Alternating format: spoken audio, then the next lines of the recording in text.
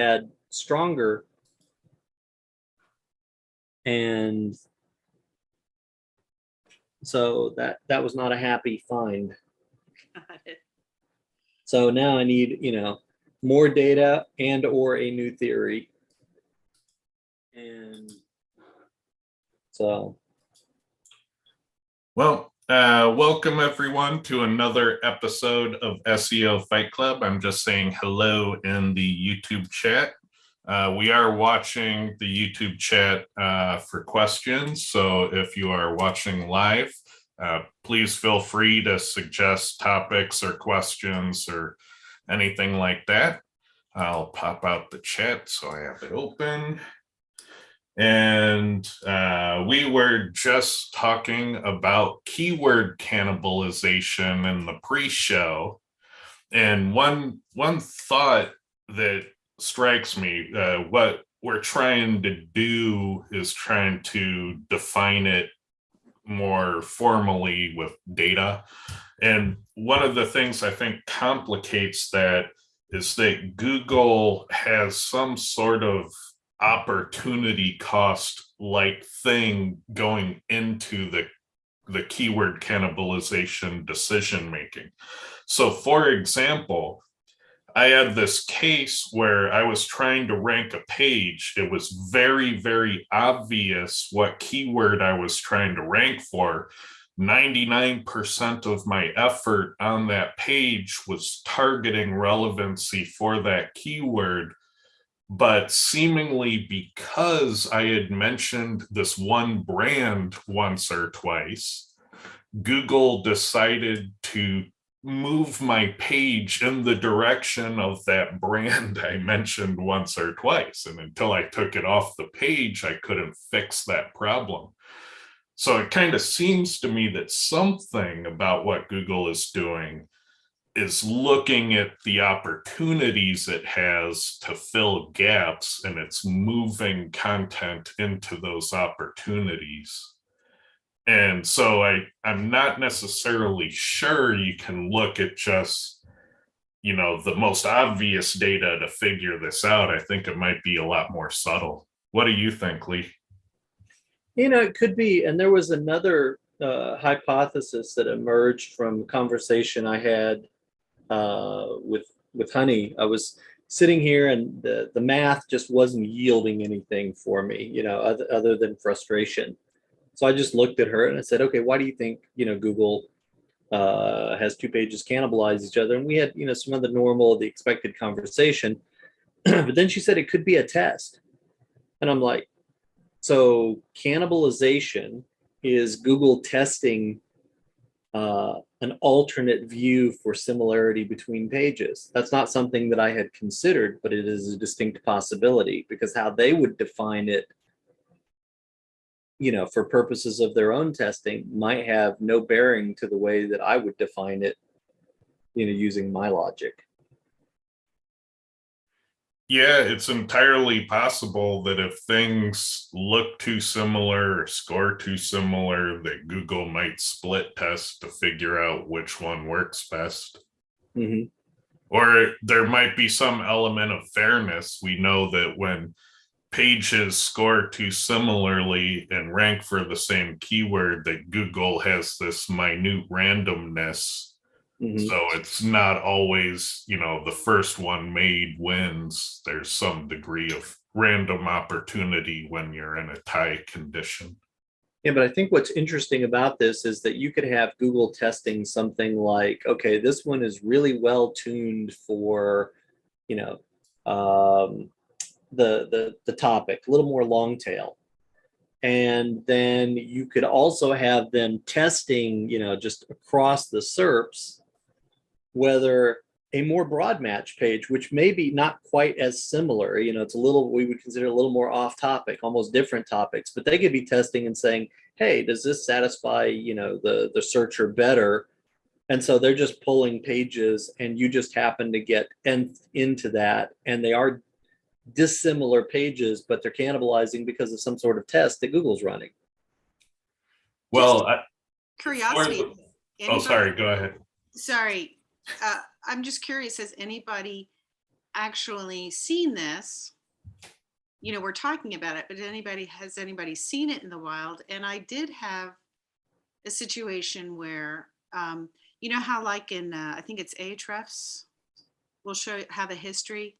And it was like every week it was a different color, which meant it was a different page, popping Mhm. in and out and in and out and never resolving.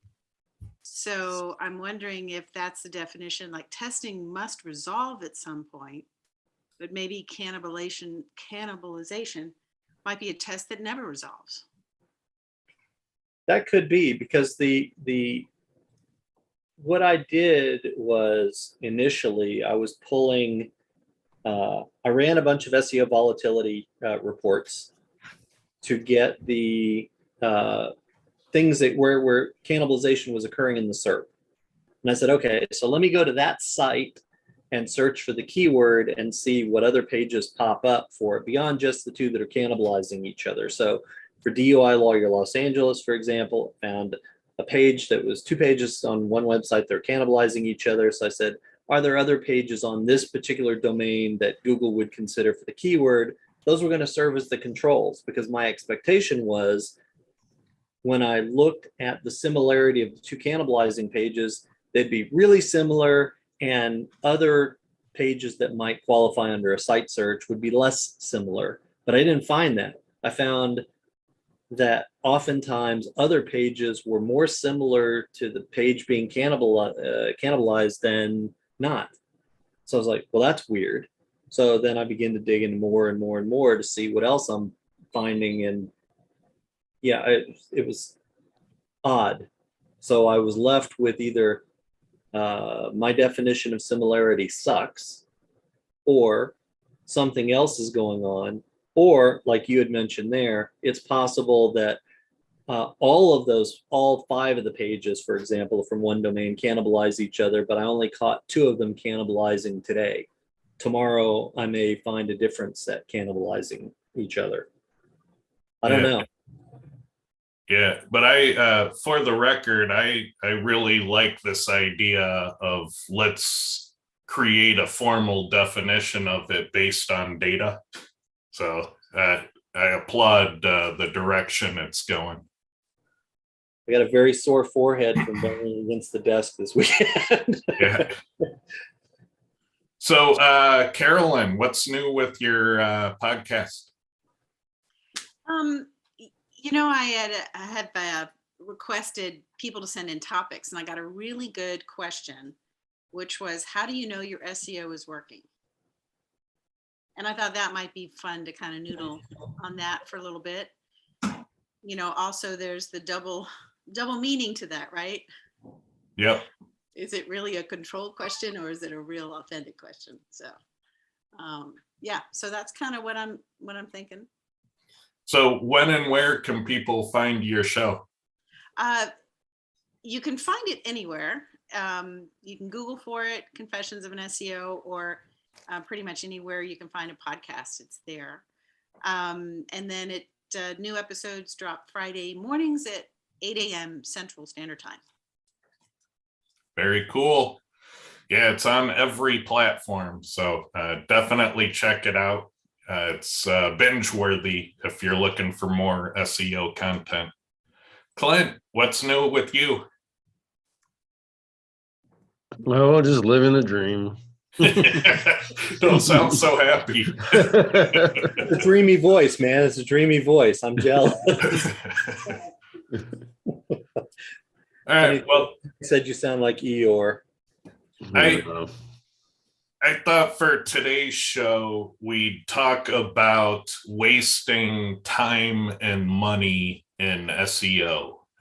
We touched on it in one of the groups online, and Lee said, hey, this would make for a great show. So we'll give the topic a try, and if that fails, we'll just answer questions or jump to other topics.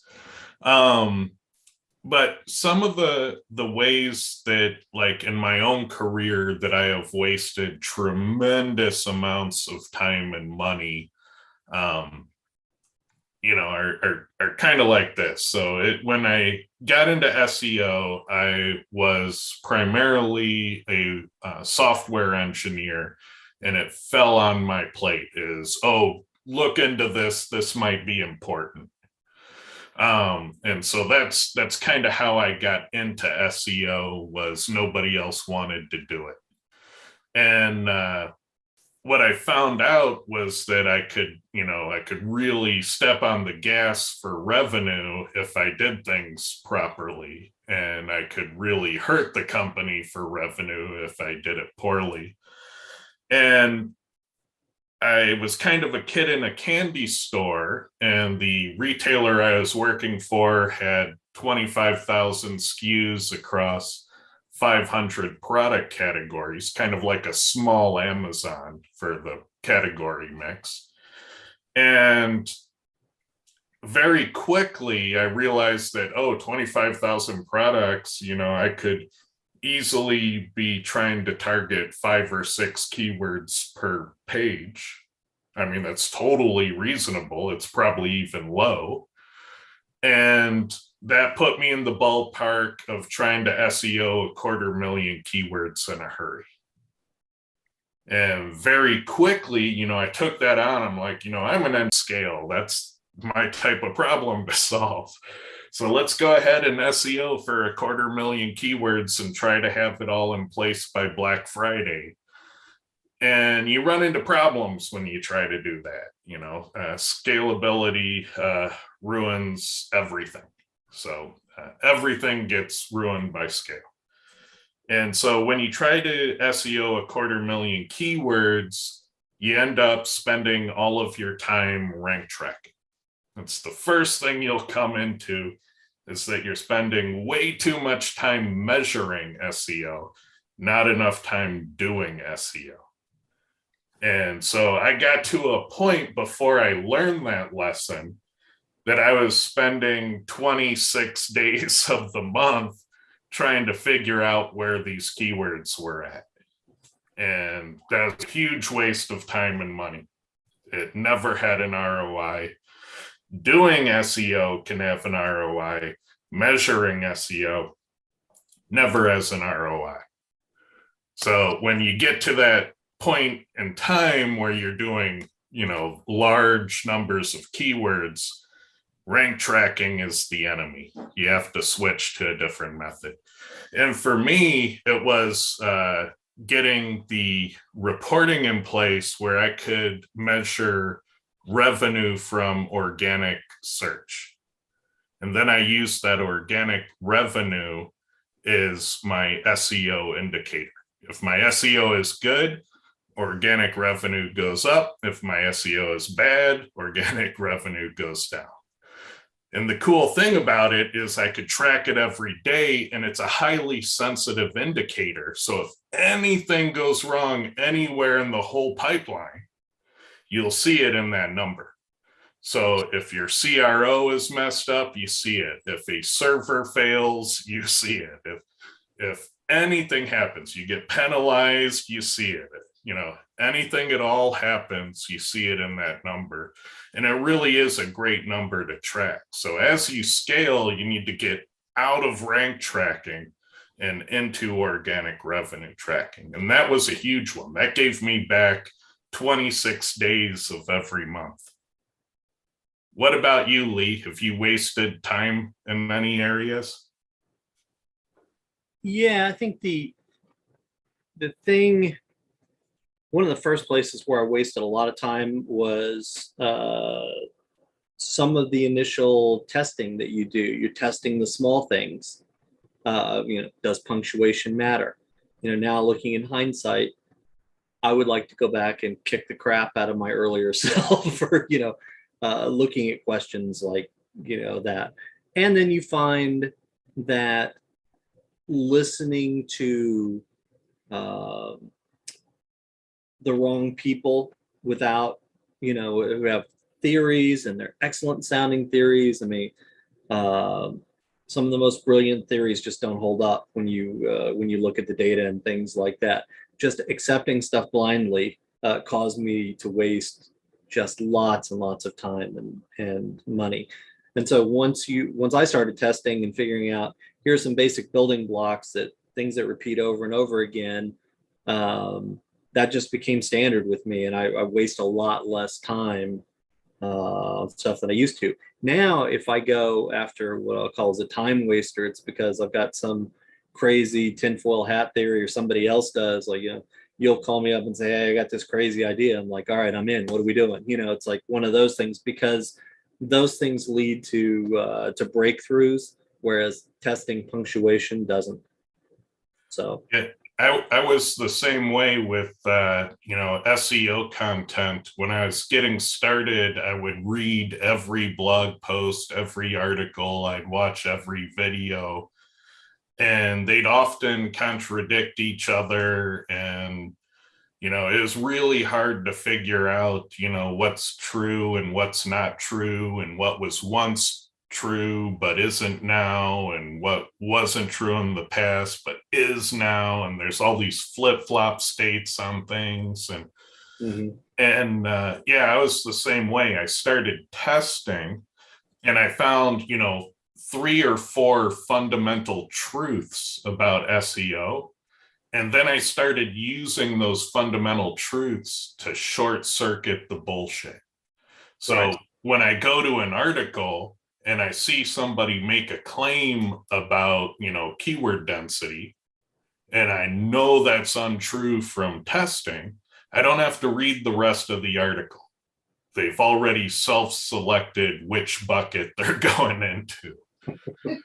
And because of that, I can see these studies. I can look at a few of the headings and go, oh, they violated, rule 1, they violated rule 7 here, they violated Clint's latest test right there. This list style article of what you should do is gone into the garbage bin. Mm-hmm. And because I don't have to read everything, I just have to spot check for where they violate those fundamental truths. I mean, it's just so fast. You can filter a lot of the garbage out quickly. And what's also interesting is when you come across an article and they show a data point that goes that you see and go, okay, yeah, that lines up. Okay, that lines up. And okay, this next one lines up, and you're like, wow, I wonder what else they have, because it looks like they're working with data. You start to spot the people that appear to be working with actual data. Mm-hmm. And that's really cool, because it kind of vets the good ones to the top as well. Yeah, and there's a lot of times where there are people who are well-intentioned and they're trying to use data and they're trying to use it appropriately, but you don't know, like, where your testing may have gone awry or your analysis may have gone awry because you're unaware of other things which could impact the results. So if I do a meta-analysis of the top 100 most trafficked websites in the world, those things might not apply to my local plumber, to my local website at all, because there are things that pop up at scale that can't possibly be present for a smaller website. So when people overreach with those claims, or they miss out on certain things, and I feel bad, because a lot of times people will read those and say, oh, there's a study that supports this conclusion. I'm like, no, there was a study done, the conclusion was bogus. But people don't reason through that. They don't know. So we have a question in YouTube saying, Ted, I know you've recommended having a safe place, a poor performing site that you can screw up without repercussions. How would you sell a non-e-com client on this idea? Well, first, for people that weren't in those discussions in the past, a safe place to fail is how you will learn SEO the fastest. And what SEOs often get themselves into is a position where their next mistake gets them fired. And when you're in that spot where if you screw up at all, you're going to be out, you're going to be unemployed, then you're afraid to try things. And if you're afraid to try things, you're going to learn very, very slowly. You're going to do fewer things to get ahead. They're all going to be safe bets that are going to have very small incremental returns. And oftentimes that is what's going to get you fired. And so what you really want to do is be in a situation where you can try ideas, you can learn about the current state of Google, and then you can take what you learn and amplify it. And so what I did when I was in retail, the retailer had like 15 stores. I took their poorest performing store and I would experiment on that. I got a blank check to do whatever I needed to do to make that poorest performing property do better. And I took only the successes from that sandbox and I replicated them across the other 14 stores. And that's how I got into testing, was using that method, because very quickly that turned into a very important thing for the business, because everything I did on those 14 most important stores had the Midas touch. And I was doing double-digit growth year after year for 17 years doing that. You'd need no other tools in your toolbox to climb the corporate ladder from just a low-level grunt to a director at the executive table. That's the power tool right there. So how do you sell that to a non-ecom client? Well, you tell them, don't you want to see the good result before you gamble your site on it? I mean, it seems self-explanatory. I would tell them my tale, and they'd probably be really interested in any plan that's like my tale, because it was just so powerful and pain-free, and it mitigates risk. You try it in a sandbox, and if you like the result, you move it to the important places. And so the other option is try it in the important places. And that sounds scarier. I mean, how do you talk a client into that? That seems like the harder thing to talk a client into. Unfortunately, I hear you, clients only think in, that one dimension of, I have a website, so everything we try must be tried on that website. I would tell the story, something to that effect. What do you think, Lee? I think that, people overcomplicate this a lot of times. You had multiple stores, but if I had a client that was, I don't know, roofer, I go to some city, Toledo, Ohio, find the roofer that's ranked number 35, clone their site, spin it, put it in Dallas, Texas, or something like that. So it is a reasonable content site in a reasonable city. It's going to rank low, and then test whatever your idea is. If you want to find out, hey, this new software that's being sold out there, that's a link building thing, is it the latest, greatest? Power it up, fire it at your test domain, for $10 and a little bit of work, you've got a test domain that you don't really care if you get destroyed. And if it works really well, you can show your client, hey, look, on a roofing site just like yours, in a city just like yours, here's what we did. We want to do that to you as well. You in, you out. You can get these other websites. A lot of times, if you're building affiliate sites or just testing around or just playing with pages, you have plenty to work with, but sometimes you need more. So you can go and just take somebody else's clone, spin it, and put it someplace else. And then you've got a brand new test site that doesn't interfere with anybody else's business. You know, you're not stealing anybody's content or anything else. You're just putting up a fast little test site for yourself. And then you can destroy it, you know, at will. And what have you lost? You know, your domain registration fee in a little time. And Clint, you have your own way of doing this too. What do you do?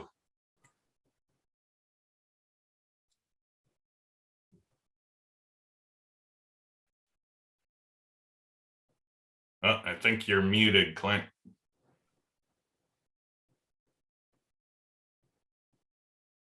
He's doing that strong silent type thing. He doesn't want to share his secret. All right, he must be on the phone or something. So we'll hear from Clint later.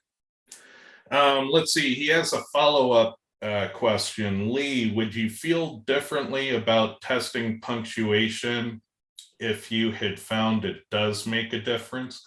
I love testing stupid things because that's where I usually find things to learn really easily. It's the reason things are stupid things is because they challenge our own personal beliefs. If they didn't challenge our beliefs, we wouldn't think they were stupid. And so that's why I like testing stupid things, is because it takes what's, you know, core in my belief system and makes me go, okay, is this really the case? You know, I think for me, the stupid things is there's discussion at that particular time. There was discussion about content, and there was discussion about, you know, readability. So like the Fleisch Kincaid popped up as correlating on certain things, and it had been tested, and, you know, it didn't matter. Not for SEO. It could very well matter for conversion, but not for SEO.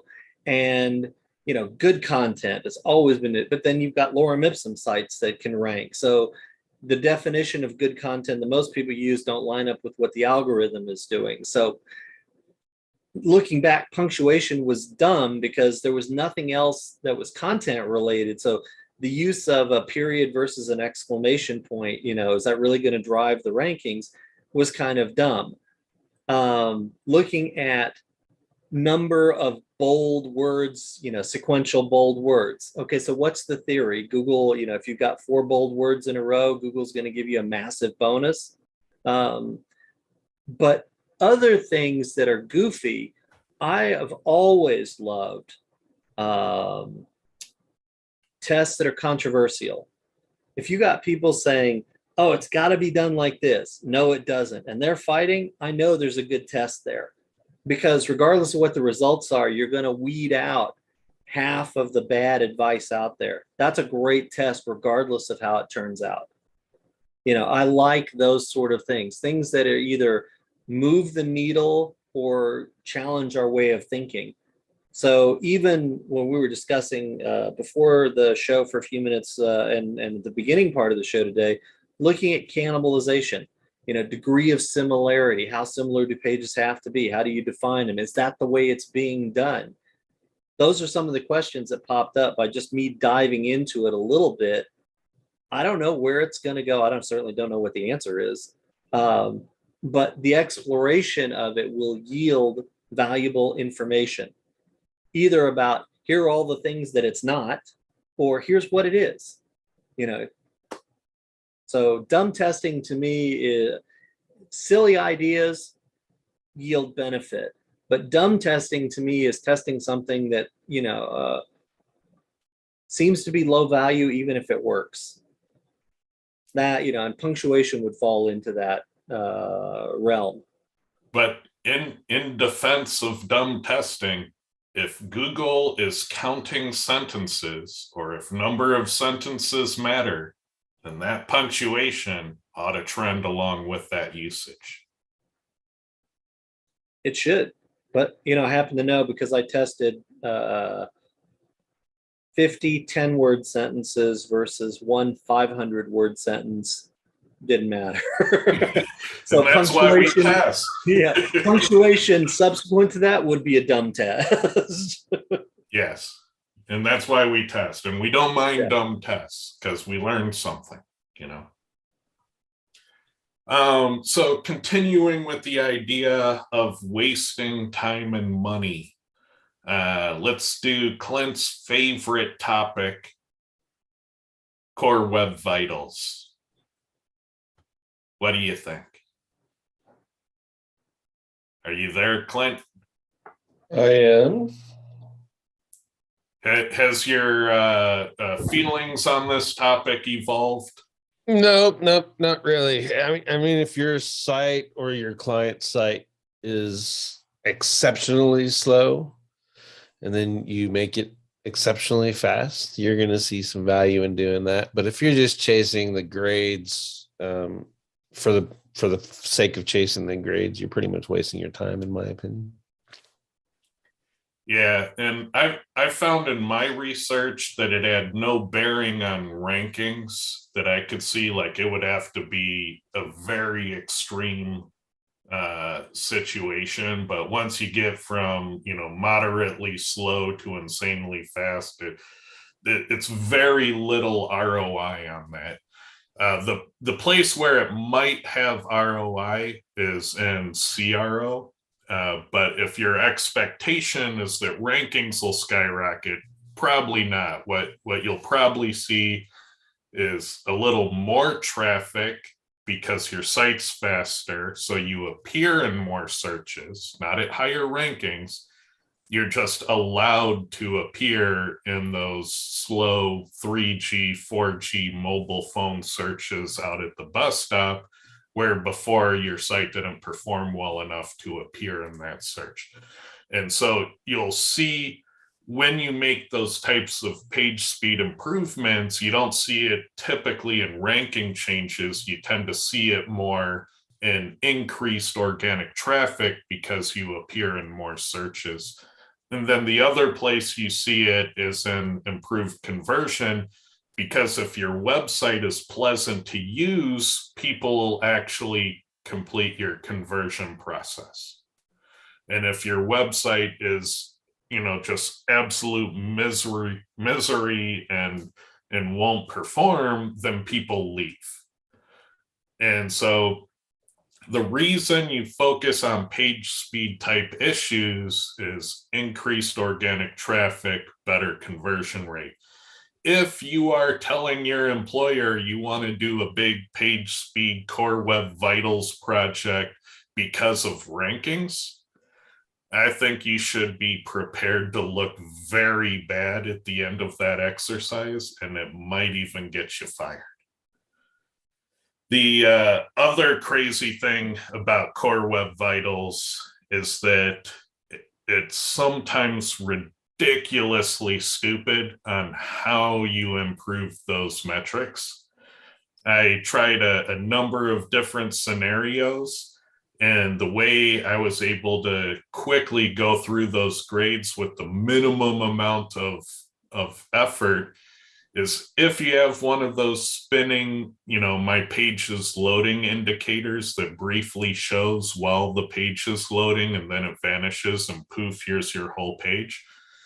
Get rid of that spinning page loading thing.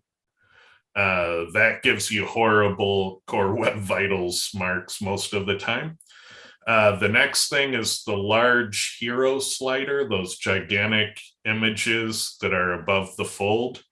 Those are killing your numbers. So if you kill those images, then all of a sudden your numbers get a lot better. And the other thing is if it's too complicated for you to deal with, the easiest hack is just to change your WordPress theme until it gives you good numbers. And that's all you got to do. So if you're spending 5-10 grand on Core Web Vitals, when really all you have to do is change themes, 4 or 5 times until you get one that rolls well, and it's your money. What do you think, Lee?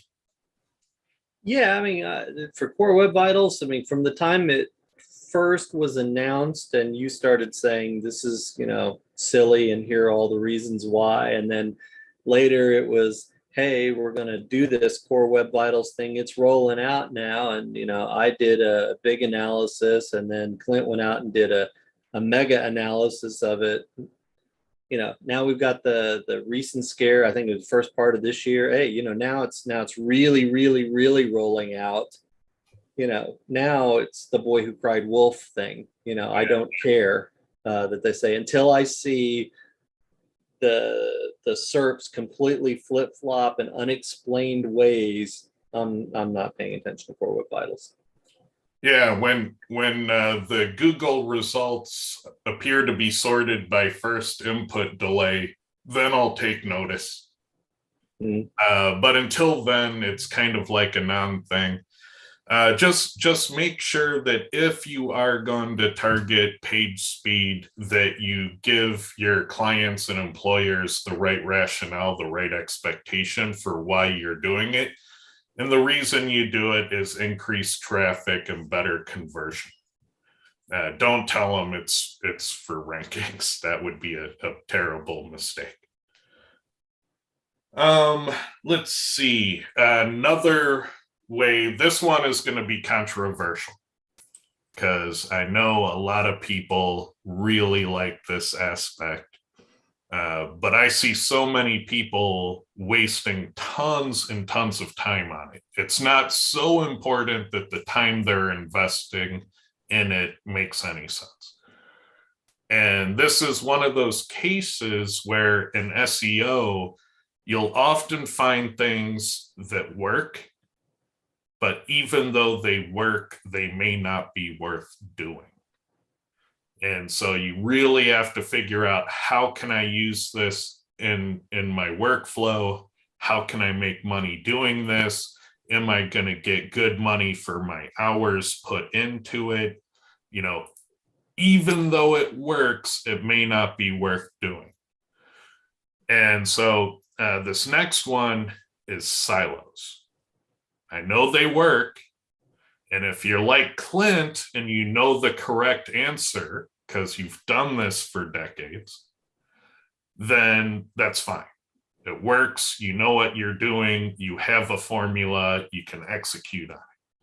But if you are someone that is looking at your website going, if I could only figure out the perfect link geometry, I'd be the best SEO, and you're putting all this time into trying to figure out that perfect link geometry, I think that's often wasted time. Because what I'd end up doing is I would go to the website, I'd say, let's put in 3 more upselling carousels. Let's put in a trending now carousel. And now we have some great cross-linking across categories and stores. Like, I didn't have to overthink it. I could network the site good enough. I didn't need to go trying to find this, this relic that is the perfect link geometry for siloing. And I see a lot of people, just throwing in, weeks and months of research into it. But, don't let me stop you. Definitely, tell me I'm wrong and publish your findings when you find it. But I'm not necessarily sure that the ROI for the business side of things will be there. What do you think, Clint? Yeah, I agree. I think if you're going to spend any significant amount of time, it should all be in the on-page, site structure, technical. And then the backlink stuff should be almost hobby level, because if your on-page and technical is good, you're going to rank pretty well. So you're not going to need a whole lot these days. I mean, before it was a lot of smash and grab kind of stuff and link building, but today, it's I'm not going to say it's not as important, but you can do so much more if you're paying attention to things that most people are not. And most people are not paying attention on page. They're all talking about how they're paying attention on page, but they're not paying attention to on page. I mean, if they were, Cora alone would be just, killing it. You'd be rich and wouldn't be doing these shows. You know what I mean? So, and they're depending on things like Zora, Surplus thing, Page Optimizer Pro, on Page AI, Surfer, generic things that tell you to do your heading tags, etc. and then they're focusing on links, where smart people are focusing on the on page, focusing on the technical, and to some extent worrying about link building, but it's nowhere near as much as that it was in the old days. Mhm. I would say your link building testing should be more of a hobby, and you're just looking for combinations versus kind of magic bullets. And if you treat it that way, you'll be a lot better off. So Clint, let me ask you a question, because you mentioned early on, you said pay attention to your on page, your structure, your link building and stuff like that. When I hear structure, I know when certain people hear structure, they think, well, isn't that what silos are, is the structure? So what do you mean when you say structure? Yeah, I mean that's a word game, isn't it? At the end of the day, you're just playing word games, and some people say, oh, silos don't work, but put your products in categories and make sure that the categories and the mega menus are all right. I mean, you just told them not to do silos, but then told them to build silos. So it's structure and looking at how the site is organized, pretending like you're on a road, and you want your road to lead to all of your cities, and you want your cities to, where you want your road to lead to all your towns. You want all your towns to lead to the cities. You want the cities to get you into the state.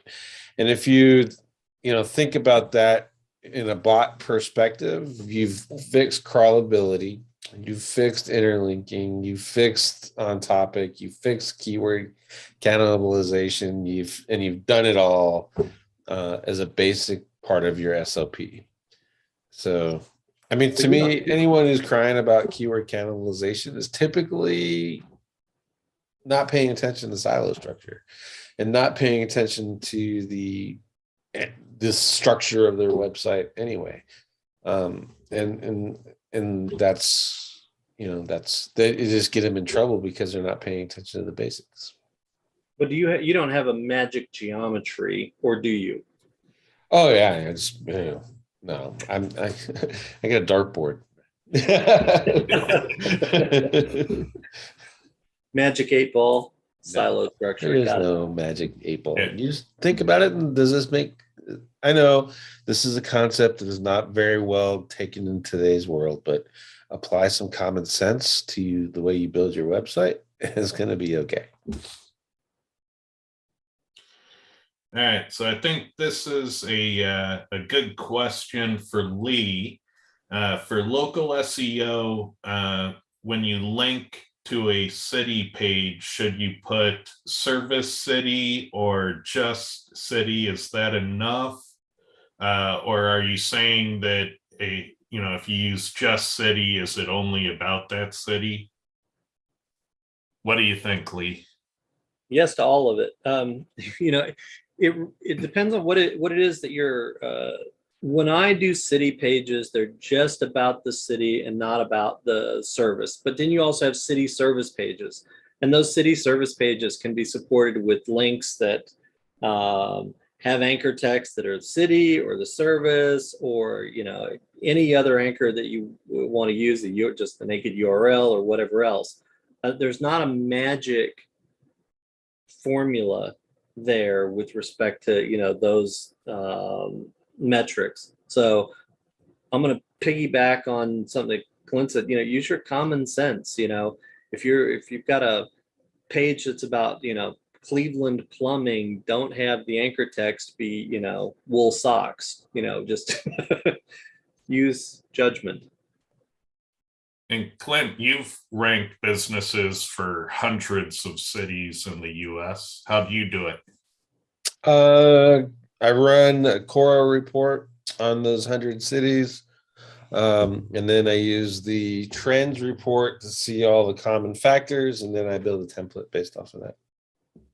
And that's next level. I think I can count the people that use Cora Trends on one hand. Let's see.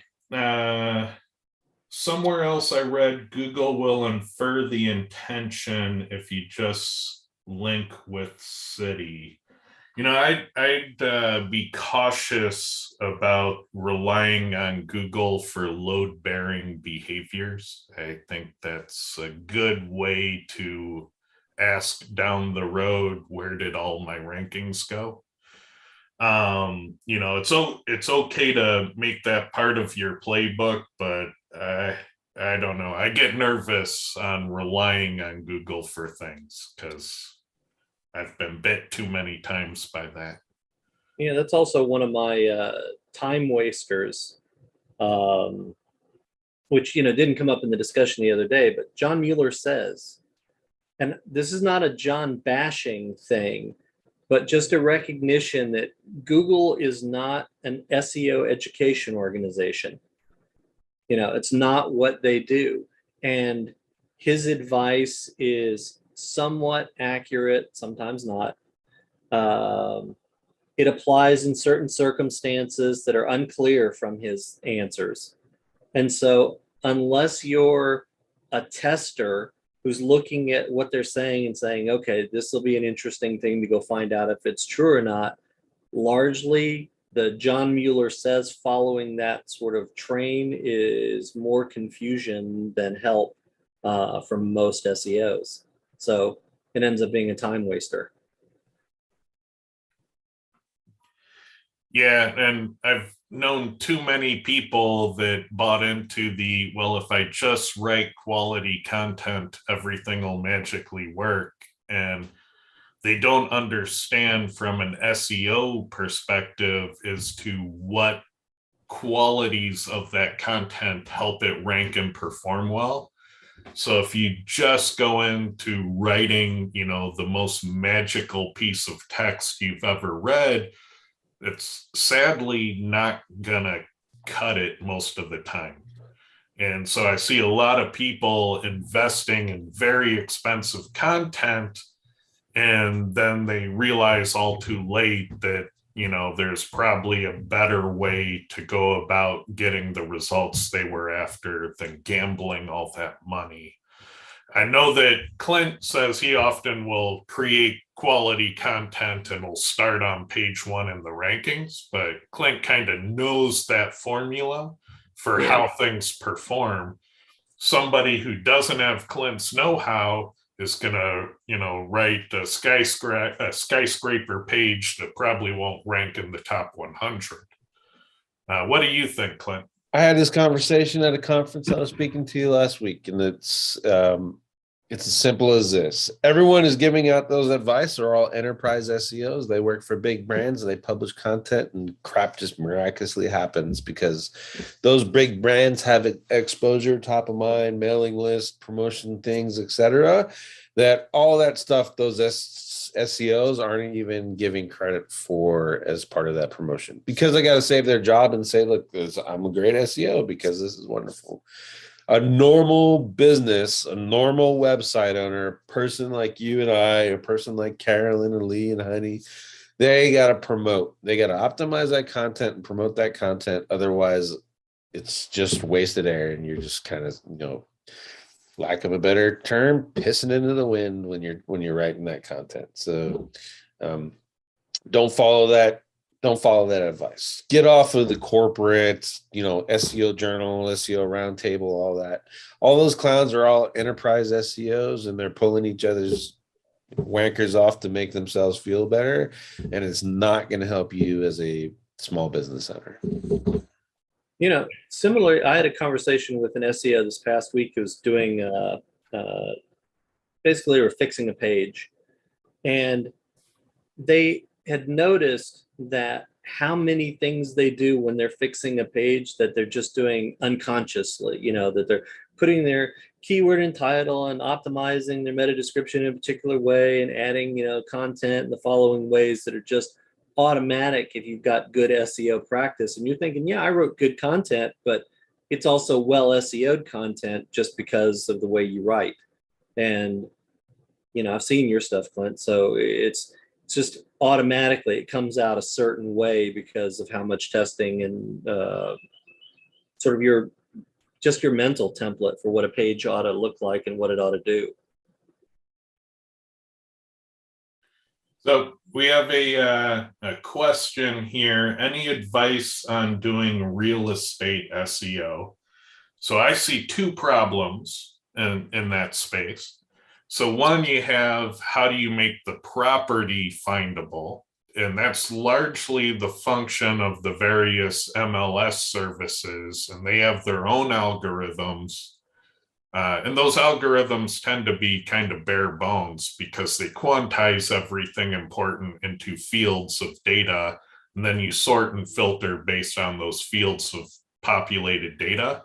So when within the MLS, you want to be very sure to fill out every field you can because it probably matters.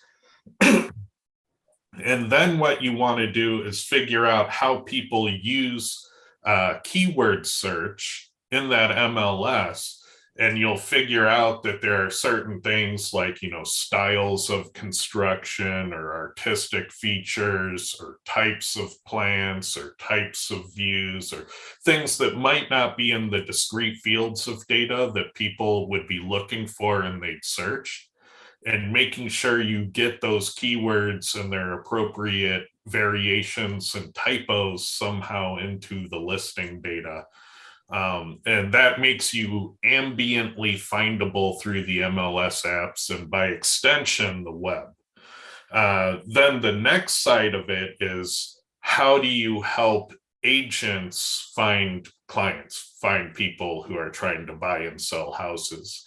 And that's probably a role where SEO in general plays a bigger part because there, you know, people will want a real estate agent in their neighborhood. So it's similar to local plumber, local electrician. They're going to want somebody that maybe specializes in a certain aspect. So somebody that does, you know, high-end homes or commercial real estate or some aspect like that. It may come down to neighborhoods. It may come down to other important factors that people might be searching for. So I don't know a lot about this industry, but I kind of see it as those two spaces, and you probably have to treat both of those separately. What do you think, Clint? I'm not sure I can have an intelligent opinion on that right now. Okay, Lee, any thoughts? You know, it's a hard one because of the MLSs and some of the large, you know, your Zillows, your Trulias, Redfins, you know, all of those sort of sites have just massive amounts of links, content, and interlinking, making anytime they pop something up, it's got an enormous advantage over, you know, a local realtor. So, you know, you're probably talking about significant amount of time, money to get a smaller site ranking for those sort of terms. You know, it's not going to be easy because of how big an advantage the bigger players in the space have. That'd be my thought on it. And to that point, I think that it's Google's propensity to directories. They want local business owners are driving their ad spend, and they don't want realtors ranking, right? They want, so it's easy for a Redfin, a Zillow. What's the other one that just they just pop up out of nowhere. All of a sudden, these are these great real estate sites, but they're directories owned by corporations that Google otherwise probably wouldn't get ad spend from anyway. So Google shoots them up and then pushes down the actual real estate agents that are, you know, trying to scrape by on commissions. So it's hard. You can beat those directories. We built one up in Washington. And you can beat a Zillow and a Redfin and et cetera. It's just a pain to do that unless you're going to do an MLS built directory, and most realtors can't afford all the tech that goes into doing Right. it. Yep. So any more thoughts on wasting money before we wrap the show. Any final questions from the audience? Last chance. Terry. Not so much wasting money as wasting time. I spent way too much, for whatever reason, being very reticent to automation. And I guess part of it, thinking, oh, I can do all this myself. And then realizing at some point that was foolish when I can outsource or automate. And that's the only way to scale in most marketing, is to take advantage of the fact that other people and machines are going to have more time than you are. The other people, I mean, in total, are going to have more time than you as an individual. And automating stuff, of course, is going to multiply your efforts as well as the efforts of whoever you're outsourcing to. That's a cool one. Actually, I'm going to take that as a little, I'm doing a baby plug here. Terry and I are doing a local ranking boot camp end of July out in Greensboro, North Carolina. We're going to talk about some of the automations and some of the tools and stuff that are used in doing that. And if people are interested, they can go to rankingbootcamp.com. So kind of fun. But he's right. Some of the tools, doing it all yourself, it's not sustainable.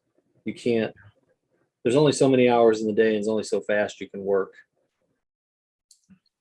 So it looks like we have one last question. Grocery e-commerce site, where should I place H2, H3 on the following tabs? Product details, ingredients, how to make, about the brand.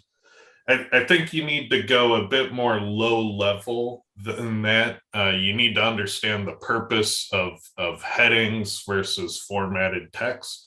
So your headings ought to be keyword rich and relevant for the target keyword of the page.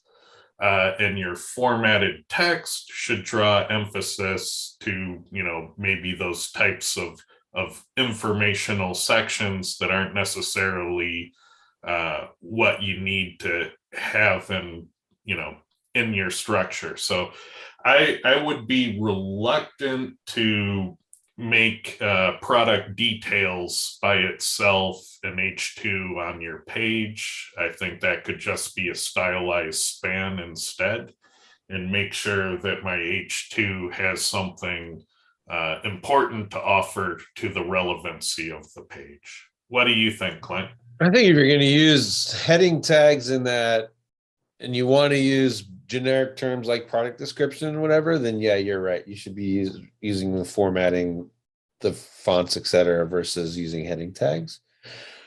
But I also think that if you think a little bit more creatively, you could probably get away with those header tags. So, you have product review, rename that something else, all about the XYZ, something sexy features of this product, get a little bit creative and be different than everyone else is just using the product description, reviews, blah, blah, blah. I mean, and that'll help you, one, stand out, and then two, you can actually leverage those high value SEO points better.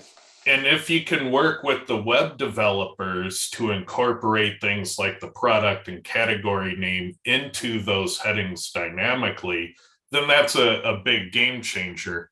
Then at that point, you can have things like it would be, Honey Nut Cheerios nutritional information. And that's a great heading, like, all by itself, but you have to dynamically put the product name combined with the section label. So, I would probably take that problem back to the web developer if that's doable.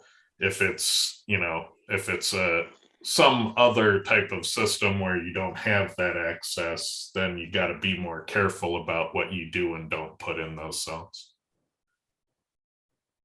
What do you think, Lee? I'm with both of you on that one. That was perfect. I have nothing further to add. All right. And wow, had a couple more slide in there.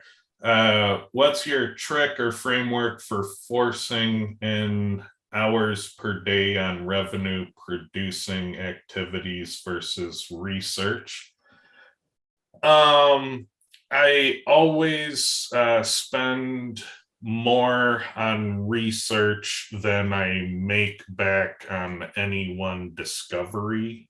Most of the time, I mean, there might be one or two in my career where the discoveries were so big that they continue to grow.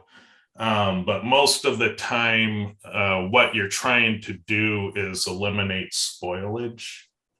And so when you learn these truths about SEO, you find out that there's things that you shouldn't be doing and you shouldn't be wasting your time on. And you're freeing that time and resource up so that you can focus on things that do have a good return. And so it's kind of like, you know, when you go to college, you don't get a good ROI by actually being in college. You get the ROI after college when you get a good career and your direction in life is improved. But the act of being in college does not throw money at you.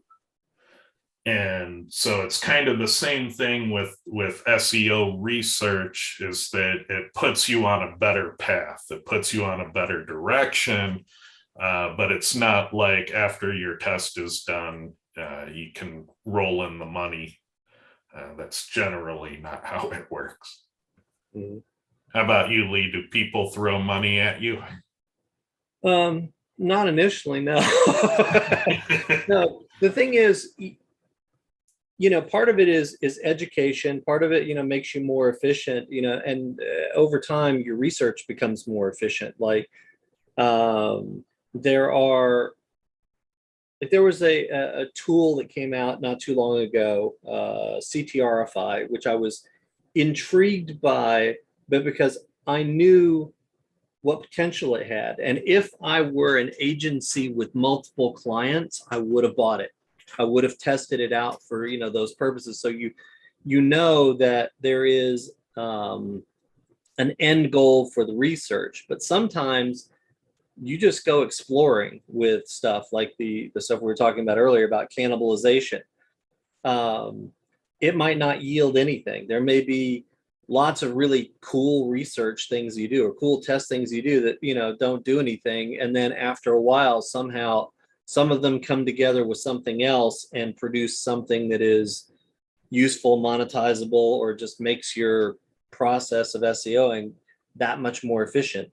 So you can't really tell. There's not a direct correlation. And I find that if you try to make the direct correlation, like, oh, I'm going to go figure out the most optimal use for SEO autopilot, there's benefit there, but generally speaking, I find that those don't lead to your bigger breakthroughs. But the bigger breakthroughs, there's a lot of dead ends. There's a long periods of time where you feel like, all right, what have I done? So sorry, it ends up being a personal choice on that. You know, what, how much time do you want to spend in there? And I find that more of my research happens after hours, if you want to think of it that way. Yep. Patrick asks, I have a client where some of the category pages have a 404 response code, even though it's showing. What can cause that? Oftentimes there's a plugin or a system for a soft 404 error response. So I would look at those things. You know, that's a weird problem to have where the category shows, but it's a 404 response. So yeah, definitely look at your plugins. Maybe even investigate your HT access. Maybe you have some weird shenanigans going on with redirects. And so it's finding a 404, rewriting the URL to a legitimate URL, but part of that process is handing back a 404 response. So yeah, look in those areas first. Robert says, but aren't product details like length, height, and weight, and so forth entities?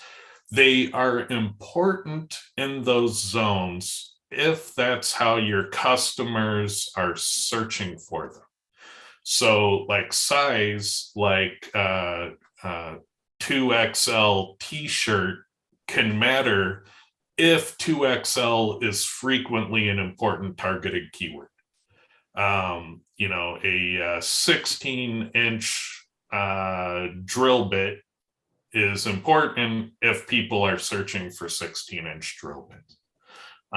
But if it's just information that people generally don't search on, like the depth of a refrigerator, some people might, but some people might not. You know, is it a 30-inch deep refrigerator? That might not make sense to be in a heading if people aren't searching for that product in that way. And you'll see this play out in Amazon because the product name is such a hot zone in Amazon SEO that people put the information that their products are being searched on into the product names. And so you can get a lot of good research by looking at how successful products are named on Amazon. Right. And by the way, that also means that Google Trends is an amazing SEO tool, because whether or not you target T-shirt, T-shirt all one word, T-space shirt, TEE shirt, all the various incarnations and singular and plural forms, it's important to get data about which of those has the most opportunity for you to target. And there is no standard rule that, you know, hyphenated or non-hyphenated or singular or plural. It changes all the time from product to product to product, and you have to look it up to find the ultimate targets you should have. All right. With that, I think we will call it a show. So I want to thank everyone for joining us. This was a good one. I really enjoyed it, and we will see you next week.